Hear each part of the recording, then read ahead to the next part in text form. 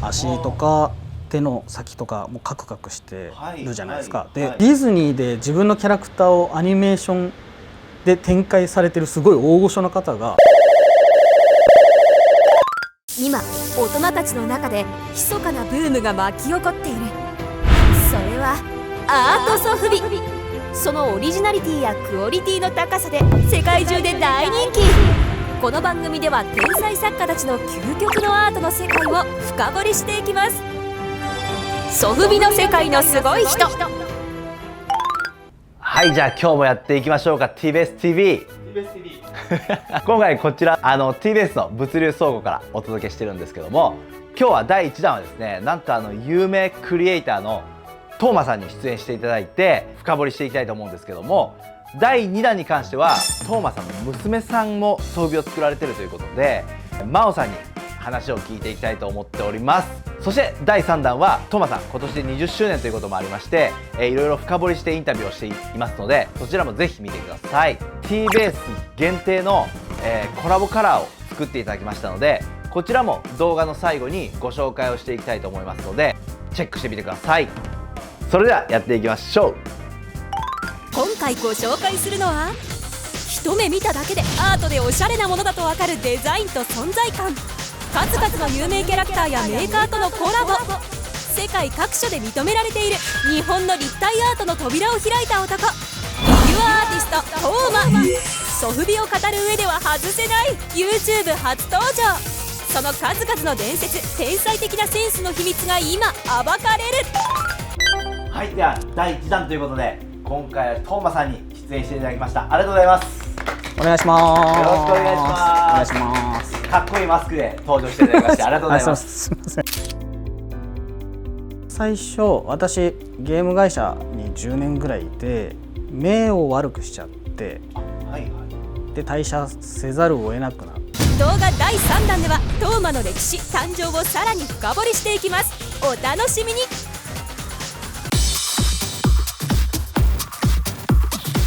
気にしてる部分っていうのが一つあって、それこそこの代表作になったナックルベアなんですけど、これ末端に行くほど角張ってるんですよね。足とか手の先とかもカクカクしてるじゃないですか。でこれ私がゲーム会社にいた頃ってポリゴンが出始めた当初で、今までドット絵で描いてたやつをポリゴンという3次元の空間で立体的にこう作るっていう技術、その当初のハードだと一つのキャラクターに500ポリゴンしか使えませんみたいな、もう本当にローポリゴンで、よく見えるところにポリゴン割いてこう滑らかに見せて、末端に行くほど角張らせて、もうそういう手法じゃないと表現できなかった時代で、それが土台にあるんじゃないかなと思っ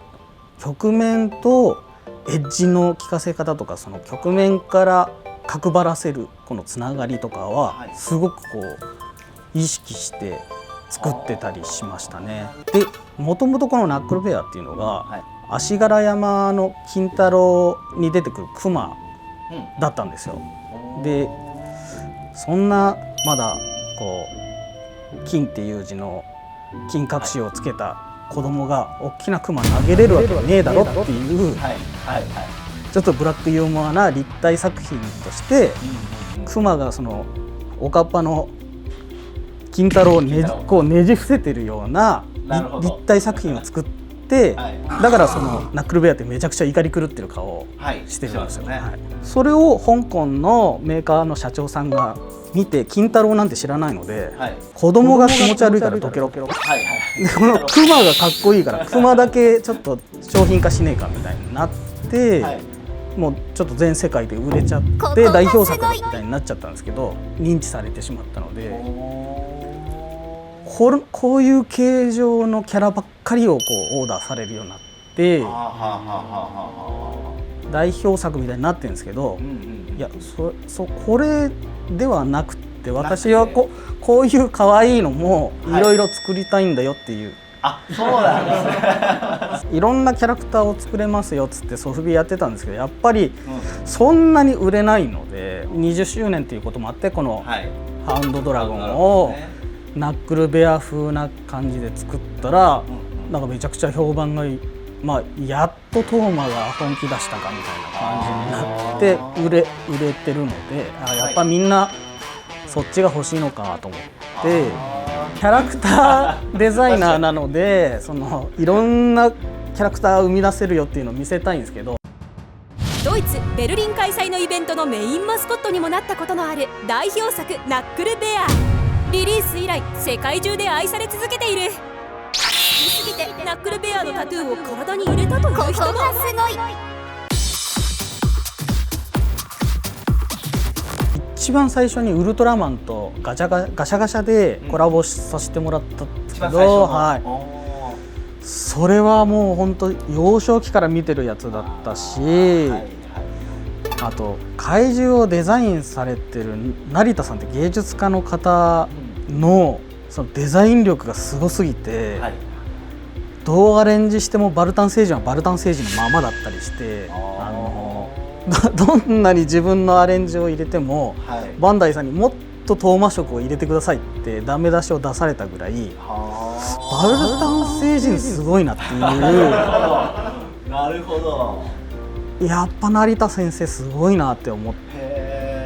たのは未だに覚えてますね。すごかったですね、バルタン星人。まあウルトラマンのその怪獣全般、もう完成度がすごくて、太刀打ちができないなっていう。なるほど。やっぱり最初にウルトラマンのこうガチャガチャのお話が来た時はめちゃくちゃ嬉しい。もう嬉しくてウルトラマンとかどうしたらいいんだってなって、顎出しちゃったんですけど、まあ後でそのウルトラマンファンっていう方々からまあ多少叩かれたりして、これウルトラマンじゃねえみたいな、そこでコラボするときは、まあ、リスペクトはしてるんですけど、より一層ちょっと注意しないと。ナックルベアがやっぱ有名なので、その手を大きくしてくれとか、そのちょっと角張らせてくれとか、顔を怒らせてくれみたいなオーダーはあるんですけど、でも欲しくて、さじ加減ですね。やりすぎちゃうとダメになるし、やりすぎないと、いや何のためのコラボかわかんないじゃん、もっとトーマス色をみたいなことで、そのうまい着地地点を探すのが一番難しい。めちゃくちゃ難しそうですね、それ。その版元さんによってやっぱ基準が違うので。なるほどなるほど。誰もが知っている有名キャラクターとのコラボ実績が山ほどあるトーマ。有名であればあるほど求められる条件が多い。かっこいいトーマデザインだとひしひしと伝わってくる立体キャラクターたちは、試行錯誤の末誕生する素晴らしいアートだった。ここがすごい。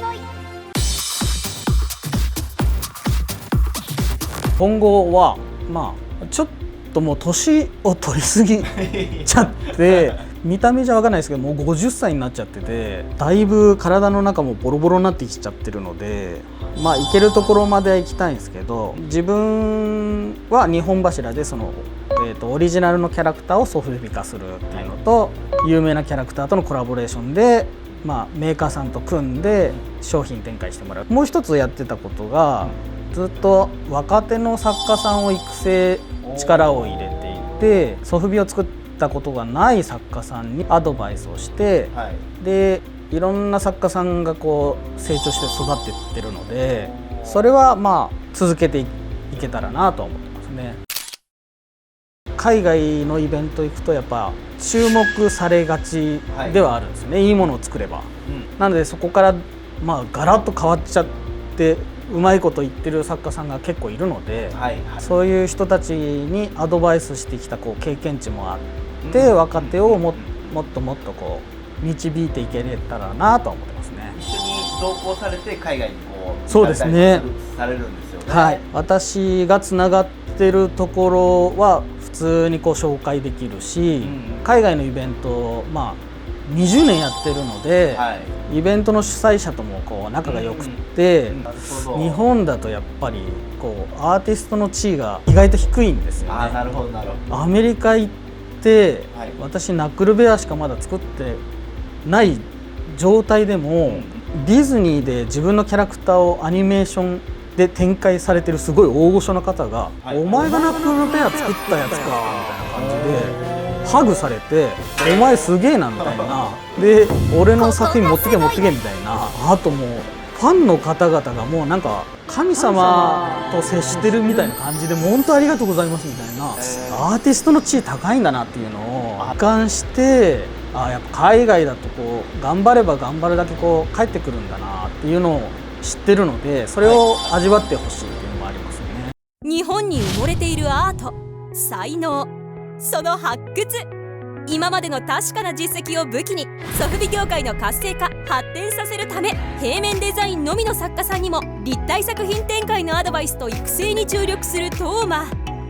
日本でアーティストがもっと評価される時代を目指したい。ここがすごい。では最後にですね、いつもの質問をさせていただきたいなとはい、いつもの思います。トーマさんにとってソフビとはっていうところでお聞きしたいと思います。よろしくお願いします。はい、自分の作品の表現の一つとしてソフビを捉えてますね。なるほど。全然いいこと言ってないですけど、ソフビって優秀なんですよね。壊れにくいし、軽いですし、海外に行くことが多いので、その持っていく時もやっぱレジンだと破損してしまったりするんですよね。で、軽いので結構な量を自分でハンドキャリーで持っていけたり、そういう点でも優秀なんですよね。あとやっぱ日本が昔からこう培ってきてる文化でもあるので、そうですよね。ここは大事にしていきたいなとは思ってますね。ハウンドドラゴンズ、こちらなんですけども、T ベーストイズキングの限定カラーを作っていただきました。こだわった部分を教えていただければと思います。炎を題材にしてるデザインが多くてですね、昔から結構好きなこのカラーリングなんですよね。で、通常は私爪とか歯は銀色で塗りがちなんですけど、T ベースさんイメージというか、で金色にしちゃったりして、昔からのファンの人はおって思ってくれるようなカラーリングだとは思います。ありがとうございます。ということでですね、こちらのハウンドドラゴンに関しては T ベースの方で発売させていただきたいと思いますので、よろしくお願いいたします。詳細に関してはT ベースの Twitter の方からもご案内させていただきたいと思いますので、ぜひそちらの方もチェックの方よろしくお願いします。改めてトマさんありがとうございました。ありがとうございます。ありがとうございます。今後もですね、こういった形でソフビ作家さん、クリエイター様の独特の世界観ですとか個性あふれる作品をどんどん紹介していきたいと思いますので、次回の T ベース TV もぜひよろしくお願いします。ソフビ買うなら T ベース。次回のソフビの世界のすごい人では、トーマの娘でソフビ作家でもある真央さんが登場。国内海外で現在大注目のソフビ、その人気の秘密を真央さんご本人と一緒に深掘りしていきます。